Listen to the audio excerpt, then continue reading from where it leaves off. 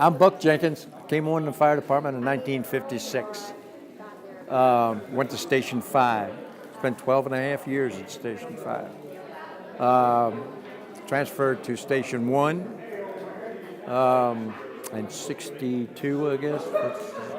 Anyway. Under Captain Varnu and on B platoon, and had a really fine time. The volunteers at Station 1 were always above board with everything that we wanted to do. They provided all the coffee for us. And just a very good group of people, lock, stock, and barrel. And I'm Bob Trapney. I came on the fire department in 1968, February 18th. And I started, like Bucky here, I started at number 1. It was my very first firehouse. And back in 1956 when he started, I was still in grade school, so I don't think,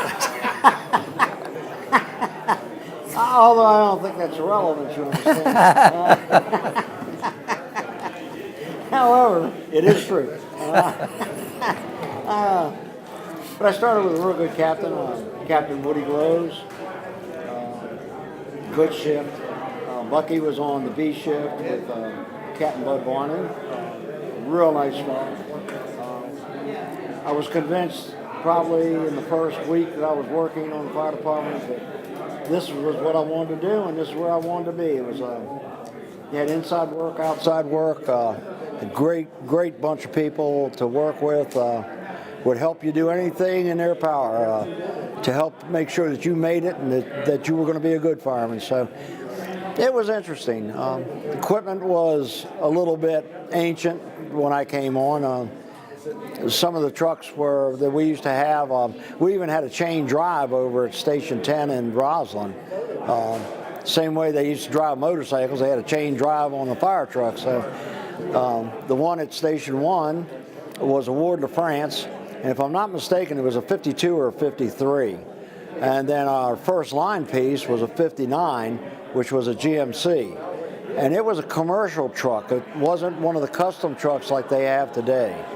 And the truck before it might have been a trash truck. And then here come our fire truck. And that was the way things were. It was the truth. And that's the way things were back then. A gear, 3/4 boots. Whatever clothing we wore, canvas coats with wool liners, tin pot that we put on our head that we used to gauge when it was time to get out of the fire. We started pulling the ear flaps down. You let one ear sit up against the metal, and when that ear blistered, it was time to get out. It may sound somewhat crude, but that's the way things were back then. You know, so wouldn't have traded it for anything. I enjoyed my entire career. I was fortunate enough to do a lot of different things in the department, and great bunch of people. Have no problem coming to an event like this to honor all these people. I have a lot more friends on that piece of stone out there than are left that I can talk to. So. You know, I don't know. I don't know what the department is like today. I'm sure technology's changed everything. But as far as camaraderie goes, that pretty much goes from generation to generation. You know. So. Any good stories? Did you ever work together? Yeah, I can tell you one of them. I'm not sure. I don't know who's going to look at this. We had a situation back when I was a private, and I was up at Station 6. I was every station in Arlington at one time or another. And we had one of those Lance trucks come in. You know, they carry the little peanut butter crackers and the peanuts and all that. And the man came running in the firehouse, and he says, "I have a problem." We said, "What's that?" And he says, "I have a snake in the back of my truck." So we went out there, and sure enough, we opened the back doors, and there was about a 6.5, 7 foot black snake, and he was a pretty good sized fella. Another fella, I won't mention his name because I won't involve him in what happened, but he managed to pull the snake out, and we tried to chase it away. It wouldn't chase. It became aggressive, so we killed it. And about that time, we used to have our laundry for our beds and stuff done by the people in Lorton. We had a contract with them, and so they pulled in right about the time we were cleaning up our mess there with the snake. And one of the fellows said, "Hey, do you have anybody in the laundry back at Lorton that you would like to maybe play a little joke on?" And the guy said, "What?" And he held up the snake, and the guy started laughing, and he pulled the sheets back, and boom, there went the snake in the laundry. So the warden at the prison ended up calling our assistant chief, and our assistant chief thought he was kidding. Said, "Man," he said, "they almost caused a riot down here." He said, "You got to tell your guys to quit playing games."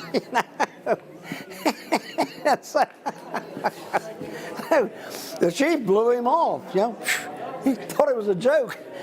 He didn't find out till last year when we had the same affair, and he was talking about the warden having called him, and he thought it was all a joke. And I told him, I said, "It wasn't a joke, Chief." I said, "I was there when the snake went down there."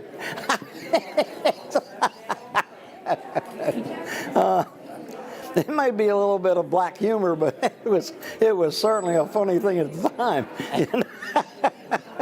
Were you there with them, Mr. Jenkins? I wasn't there, no. No, I don't have any funny stories. No, yeah, he does. Yeah, he does. They put him in a locker. We had these metal lockers, and we had a fellow that was deathly afraid of everything. Yeah. And so they put him in a locker, and when this fellow opened the locker, he fell out of the locker, and this guy. Mr. Jenkins? Oh yes, yeah. I know your wife. Don't you remind? I know you don't want to admit to it. No, I don't. No one should. The only thing I can tell them is, it's a fantastic organization. You're working for Absolutely. a county that is behind your back.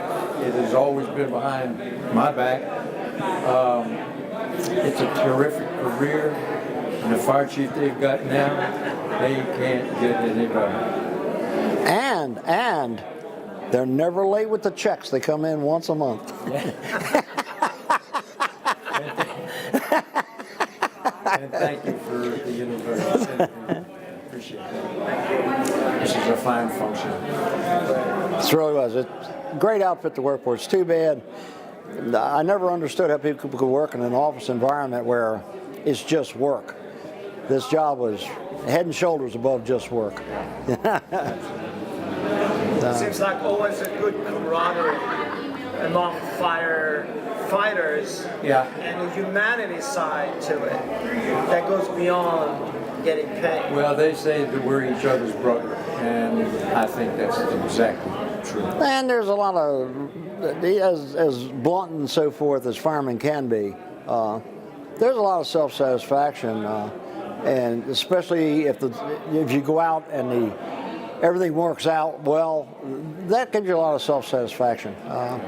It's always it's almost the thing where you ask yourself, you say, should I be this happy in my job when it takes someone else having a problem for me to be happy? But the real bottom line is there's a lot of self-satisfaction in the job too. A lot of latitude. They let you think for yourself. I mean, so yeah. You're helping others, so that's Absolutely. People you don't know. People that you don't know. How many people have you helped throughout your career, both of Oh you? my, there's no way in the world. I spent thousands. almost 35 years, and there's no way that I could even come close. I was going to say it has to be thousands. A fire company, when I came on, Station 1 and Station 2 were the two busiest fire companies, and they used to have a little thing between the two companies, see who would run the most calls. And back then, 750, 800 calls was a lot of calls. By the time I retired, they were running thousands of calls, and especially the medic unit. It was running thousands of calls. So, yeah, it would be very, very difficult, but it has to be in the thousands. It really does. So. Absolutely. Anything else you want to say as a closure? Not really. A lot of people think that there's a macho thing, and What I found out when I got older, okay, was that calls I didn't think affected me did. You know, I could remember what the people were wearing, 30 years later. So yeah, they have to put on the bravado and do this, that, the other, okay, but deep in the recesses of your mind, it affects you some, so. When I came on, the first thing they do is put you on the ambulance. We didn't have medic units, we had ambulances. And the first 6 months that I was on, was helping to deliver 3 babies. And I still remember those babies, one of which was in Green Valley, which at that time was pretty much a black neighborhood totally. And there's a little boy walking around down there someplace that his name is Bucky, because that's what they named him. And 3 years later, I was detailed to the ambulance. I went back for a child had fallen down the steps, and it was Bucky. He had fallen down the steps in front of his house. Wow. So you saw him when we were 6 or 8. This is the man that saved my job. How did he save your job? How many years were you on when I came on? I came on in '69. I had about 4 years on. He had 4 years on. That- And I was in recruit school, and it was real hot. And we had this house burning. We had all these charged hose lines, and they had tilled up this field. It was like this. I don't It even was a know where garden. it was. It was a garden. A garden. But it was so hot and humid, and I got overheated, from the fires and all the stuff. Yeah. And I got stomach cramps so bad I couldn't stand up to, put this hose on as a fire curtain. And it had a 2.5 inch, which is Which is- quite a bit. Real bit. So he kind of took care of it for me, because I didn't want the chief realizing that I had heat cramps. I thought I'd lose my job. So I always attribute my longevity on the fire department to this man right here. Can you say your first and last name for the camera? My first name is Donald Keys, Keys. And what's your name, John? First and last name? John Walker. I appreciate it. So yeah, so he saved your reputation. Yeah, maybe that's a good way to do it.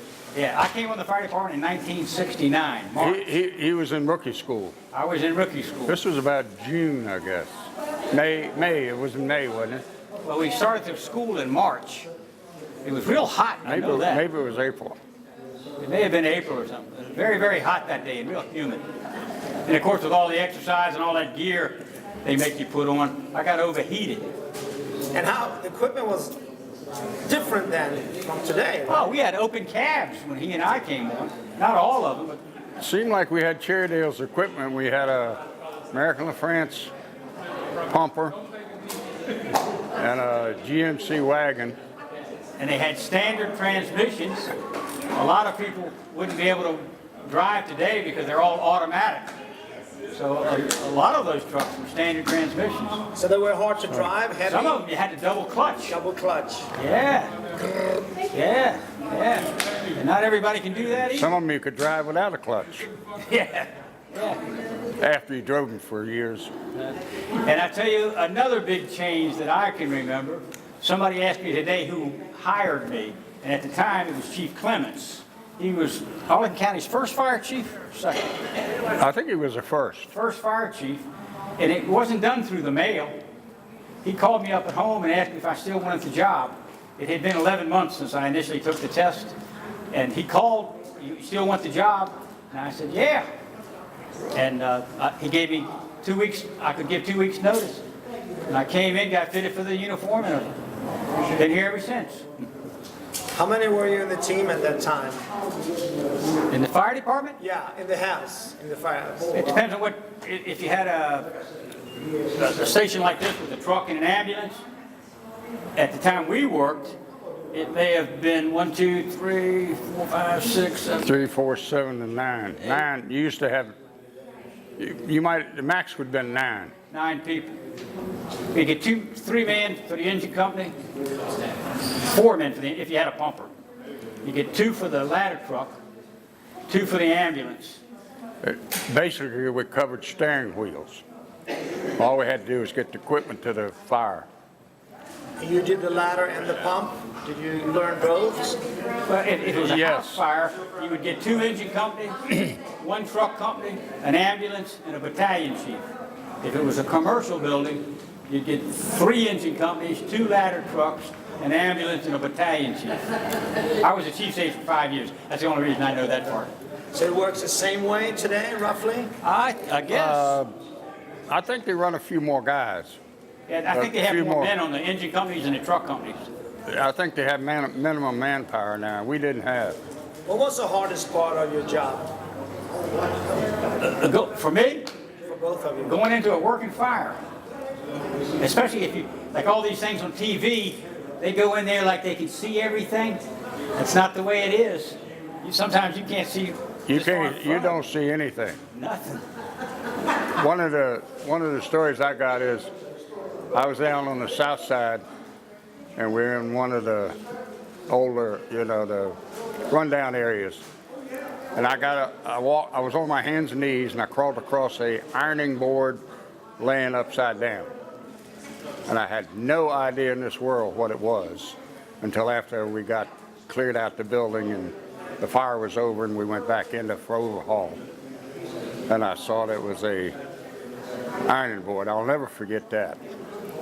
So They say fire multiplies 50 times in 8 minutes. So I used to like to see it if I could see the fire. I kind of liked it. I didn't like when it was all smoky. Then you really couldn't tell you couldn't tell whether you had to go left, right, or. And you think you know something, but you put a lot of smoke in it.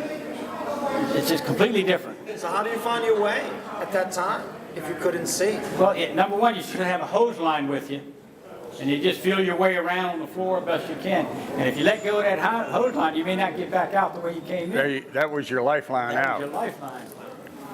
So Any stories on the And you job? never go by yourself. That's number one. You never go by yourself. You got to have at least 2 or 3 people on that line to do it. Any good stories of a successful fire that you took out, that everything worked well? Well, I have a favorite. Yes. I was a lieutenant. I wasn't being paid for this particular fire. I couldn't get, you're only allowed so many people off a day. And this friend of mine was a lieutenant. He couldn't get off, so he asked if I would work for him. I said, okay. I didn't get paid. He'd take my turn one time. And we had a house fire in North Arlington.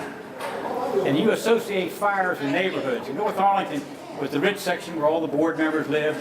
You just didn't think it was going to be a lot. And it came in as a total house explosion. And when I got there,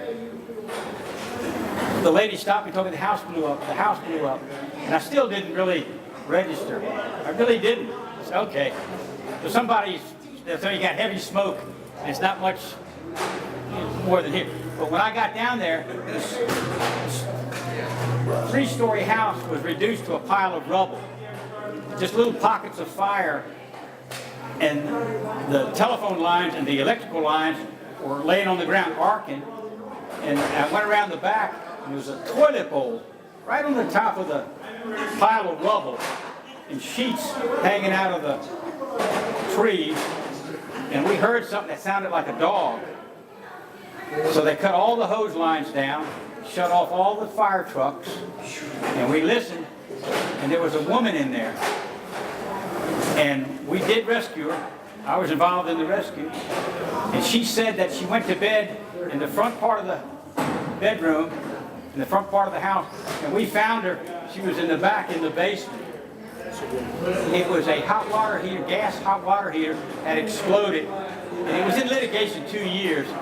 But Sears, who installed it, wouldn't take the blame. Washington Gas came out. They couldn't find any gas leaks. But sometime in the middle of the night, her house blew up. And it blew her front door into the neighbor's front yard. But this woman lived. And I had run a call earlier in the evening, and an 18-year-old boy died on a motorcycle. This woman was in her late 70s, and she lived a house explosion. Young kid, 18, and he died. It didn't make sense. What was yours, John? I don't really have any good memories of a particular incident. When you get my age, mind goes. What was the most common thing you did on the job? What was the most common action? Was you breaking down with an axe? Was it a hose? What was the most important tool? I worked on a truck company, and I drove a ladder truck, a tiller ladder truck for 14 years. Our jobs would have been different. Energy company, truck company. And the best tool in the fire department is a Halligan bar. You can get through any door except one I missed. We went on a call on the north side, and we were trying to get into this guy's room, and he had a door installed in his apartment that was like a vault door. It had the bars that went up into the jamb. Yeah. And a guy named Moose Hartner and myself beat on that door for about, it seemed like days, but it was only about 5 or 6 minutes, and we just give up on it. And then we found out you couldn't open it anyway. So, but a guy had been, a plumber had been putting pipes in, and he was soldering joints in a chase that went all the way up the 3-story building, and every building lit off. I mean, every apartment in that, was connected to that pipe chase had fire in it. So we had our work cut out for us for that.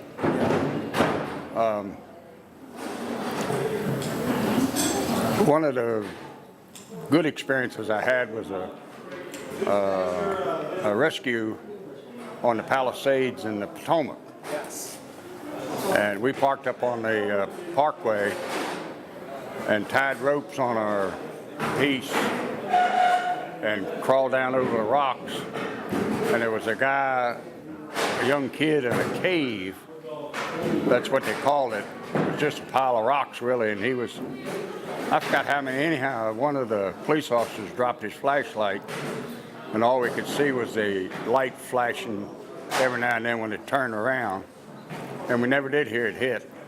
But we got the kid out of there and took him to, on the Potomac, if you took somebody out in a boat, they took him to D.C.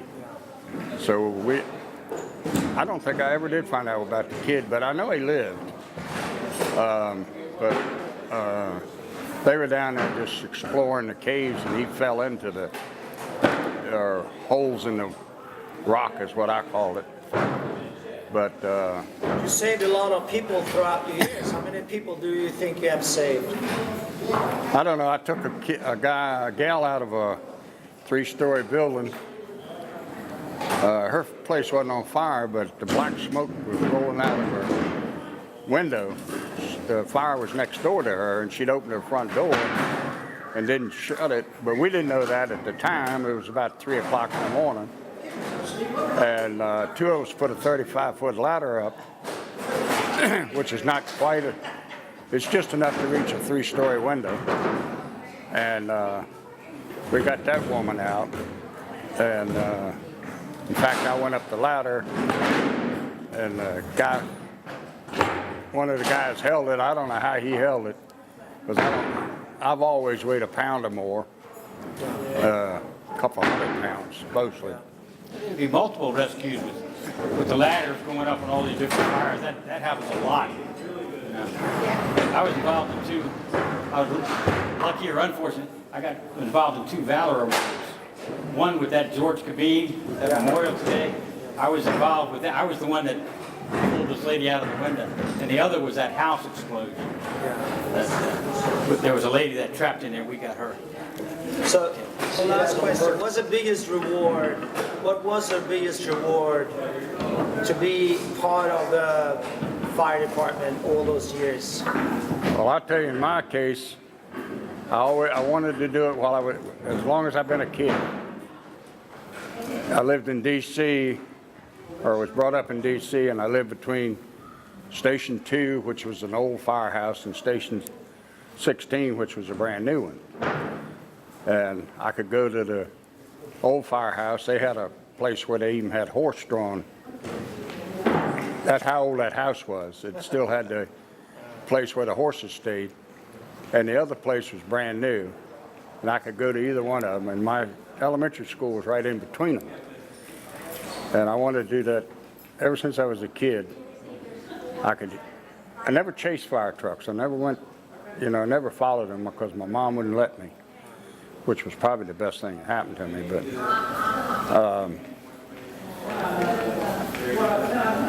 like I say, I always wanted to do this. And once I got the job, I just really enjoyed it. What did you love most about it? Was it helping people? Was it getting... I enjoyed all the people that I met over my 25 years. Every one of them were dedicated, even the volunteers. I found more volunteers than dedicated to the paid people sometimes. But everybody that I worked with, they all had something to help people. It was a gratifying job. Other people didn't want to do, I was able to do it. And I never wanted to be a fireman. I wanted to be a policeman. It was like a big family. Yeah, it's a big family. I don't care where we go. If we went to New If we went to Baltimore. If we're firemen, we're still family. It's a brotherhood.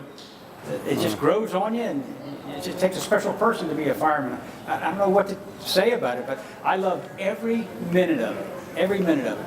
Could it be about giving? All about giving? Yeah, giving, helping people. Or it could be, but Service oriented. in my case, I never thought about what it was, really. I just wanted to do it. And And once you did it, was it the same that you thought it would be? oh yeah, I didn't like to see people pass away, especially kids. And when you're going on a car or automobile accident or something like that, and a baby was involved and got killed, that just bothered me somewhat, especially after I had my youngins. But it's something new every day. No two calls are alike. You don't know what you're going to have when you get there. It was exciting. And that was the best thing about the job, is you came to work not knowing what you were going to do. Yeah. I couldn't wait to get back to work. We have a 4-day break. I couldn't wait to get back to work. It was never boring for me. Never. I loved it. Well, thank you, gentlemen. I know you have to go. Anything else? Last thing, anything else on your mind that you want to share to the new generation? I really enjoy these functions. I probably worked with most of the guys on that. I have worked with most of the guys that they put up within the last several years. About 2 minutes. I've been retired 32 years. So I had to retire early because I got caught in a fire and got smoke inhalation. And I'm probably in the condition now. The reason I'm in the condition I am now is due to that. But there's where you go. I'd do it all over again. So, and it's been a fantastic career for me. And I think I have bad knees, and I truly believe it had something to do with humping those ladders and that breathing apparatus that weighs 30 pounds over all these years. I truly believe that, but I guess I'd be like John. I guess I'd want to do it again, even knowing that it would affect me. Sometimes it does bother me. Oh, and my hearing, I wear hearing aids, and that was due to the air horns and the sirens. And now they have ear protection. They have closed calves. When we came on, no ear protection. Some had closed calves, but not us. And from that, now I wear hearing aids. That I wish I had my hearing back. I'd have given up something for my hearing. But through it all, it was worth it. Well, I thank you so much for letting me interview today. Thank you. Great. Thank you. You're quite welcome.